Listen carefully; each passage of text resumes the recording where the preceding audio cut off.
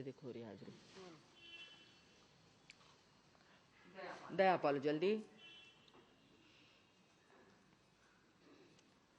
प्रभु की भक्ति करते समय बाकी किसी चीजों की जरूरत ही नहीं रहती। क्या दिन और क्या रात, वो जैसे हमारे नौजवान लोग प्रेम में पड़ जाते हैं, फिर को दिन और रात ध्यान में नहीं रहता है, ऐसे हम प्रभु के प्रेम में पड़ जाएं। बात क्या है हमारी, अब अपना समय आ गया है, टाइम आ गया है, उम्र हो गई है कि अब हम किसके प्रेम में पड़ जाएं?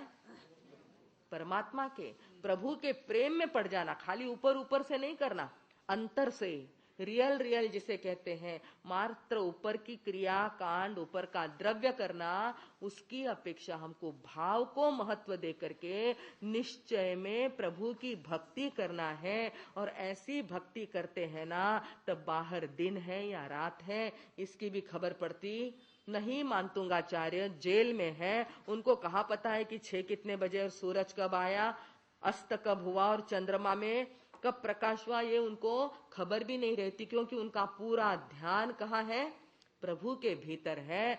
इस प्रकार जब प्रभु का भक्ति का शिखर चढ़ जाता है, तब उस समय बाकी किसी चीजों की आवश्यकता नहीं है। ऐसा आज का अर्थ इस श्लोक में 19वें में आने वाला है। इसको मैंने पहले ही आपको बता दिया। उसमें उन्होंने क्या कहा है, किम शर्वरी शशिनान्य विवस्वतावा। शर्वरी यानी रात्रि, क्या है? शर्वरी यानी रात, शर्वरी। तो उस शर्वरी में शशि यानी चंद्रमा की क्या जरूरत है? किम, किम शब्द आया ना, किम से अर्थ आया क्या जरूरत है?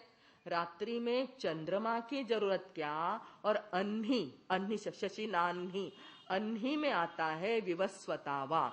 विवस्वत सूर्य के लिए दूसरा शब्द आया है। भास्कर आया था, मार्तंड आया था, और एक शब्द आया है विवस्वत।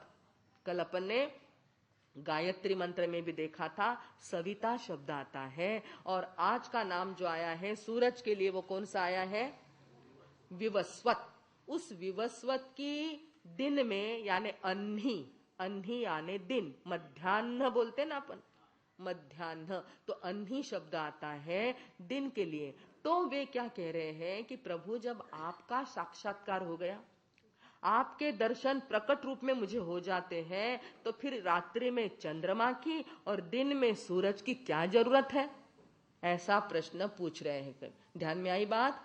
किम शर्वरीषु, ये सप्तमी आता है, शर्वरीषु, शु यानी सप्तमी। रात्रि में और दिन में सूरज की और चांद की जरूरत क्या है? क्योंकि युष्मन मुखेंदु दलितेषु तमस्सु नाथ। युष्मन यानी आपके, युष्मन ये संस्कृत भाषा है, इसके अंदर युष्मन, भवतः, भवंतः, ये सारे आप शब्द के लिए आते हैं। आदिनाथ भगवान के लिए कह रहे हैं युष्मन मुख इंदु।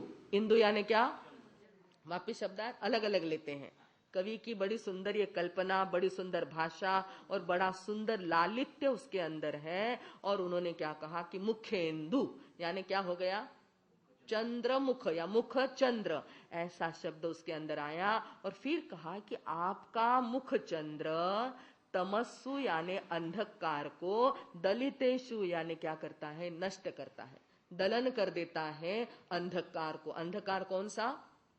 अपना अंधकार, अज्ञान का, मिथ्यात्व का, मोहनीय का, इस सारे के सारे अंधकार को आपका जो मुख चंद्र है वो नष्ट कर देता है। फिर बाकी दूसरे चंद्रमा की क्या जरूरत? क्योंकि वो चंद्रमा तो जगत का यानी बाह्य में जो अंधेरा है उसको नाश करेगा, पर आप रूपी मुख का चंद्रमा जो है वो तो मेरे पापों का नाश करने वाला है, इसलिए उसकी क्या जरूरत है?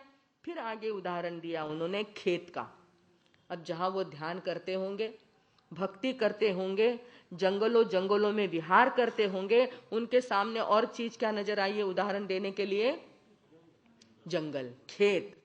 खेत का उदाहरण उन्होंने और सुंदर दिया है और कहा कि जब एक बार बादल बरस जाते हैं, पानी पड़ जाता है सावन भादों में, खेत का फसल आ जाता है, खेती की फसल आ जाती है, तब वो जब फसल पूरी पक जाती है, फिर बादलों की जरूरत पड़ती क्या?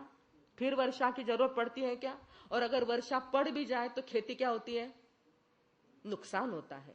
खेती का क्या होता है? नुकसान होता है। यानी उन्होंने क्या बताया कि एक बार जब खेती पक जाती है, फसल आ जाती है, फिर पानी की, फिर जल की जरूरत नहीं है। इसलिए उन्होंने क्या शब्द बताया? निष्पन्न शाली वनशालिनी जीवलोके। इस जीवलोक के अंदर, इस पृथ्वी लोक के अंदर निष्पन्न यानी पक जाना, निष्पन्न हो गई है फसल, क्या हो गई है? निष्पन्न हो गई है, मिल गई है। शाली वनशालिनी, शाली यानी धान्य, और वनशाली यानी धान्य के खेत। उन खेतों के अंदर धान्य जो है पक के पूरा तैयार हो गया है, अब मात्र निकालने की जरूरत है। ऐसे में निकालने के समय, धान्य पक जाने के समय में कार्यम किया, क्या कार्य है, क्या जरूरत है, किसकी? जलधरैर जल भार नम्रे। जल भार से, पानी के भार से जो बादल एकदम बड़े बड़े काले काले हो गए हैं, ऐसे बादलों की फिर क्या जरूरत है? पक जाने के बाद फिर उनकी जरूरत नहीं है। इस प्रकार प्रभु, मैंने आपकी भक्ति करके आपको देख लिया है, और आप रूपी जो बादल हमारे ऊपर बरस जाए तो फिर बाकी बादलों की जरूरत। परंतु भाई और बहनों, प्रश्न आता है कि क्या अभी हमारी खेती पक गई है? बताइए जल्दी। सुराणा जी नहीं नहीं कह रहे, हम भी नहीं नहीं कह रहे हैं।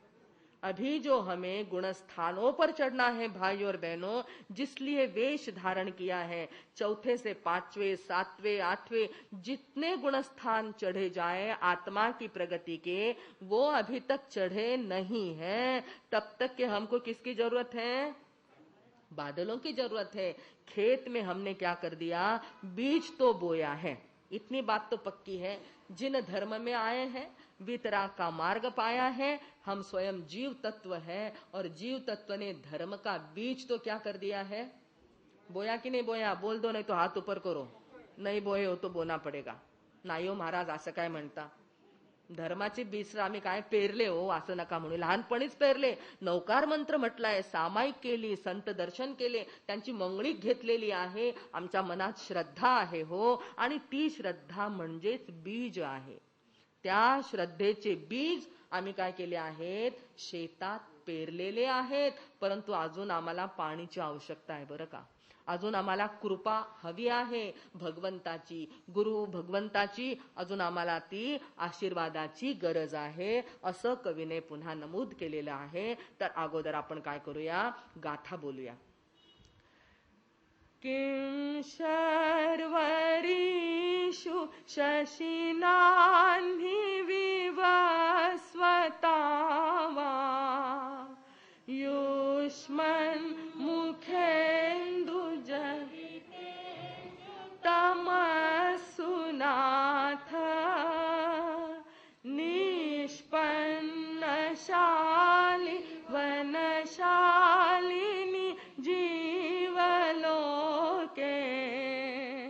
कार्यं कियज्जलधरैर्जल भारनम्रै कार्यं कियज्जलधरैर्जल भारनम्रै. जल भार से जो नम्र बन गए हैं, जल जिन बादलों के अंदर हो, वो बादल कैसे हो जाते? खाली वाकून येतात ना, झुक जाते हैं. ऐसे काले काले बादल जल के भार से नम्र हो गए हैं, झुक करके आ गए हैं. ऐसे बादलों की जरूरत क्या है? ऐसा कौन कहते हैं? अपन नहीं कहते, अभी अपने को टाइम है. कौन कहते हैं? अब उन्होंने तो प्राप्त कर लिया, दिगंबर मुनि दीक्षा ले ली है, आचार्य बन गए हैं, परीक्षा देने के लिए जेल में आ गए हैं, आदिनाथ भगवान की भक्ति तन मन और वचन से करते हैं, उनको जरूरत नहीं है. परंतु अभी अपन क्या है? नीचे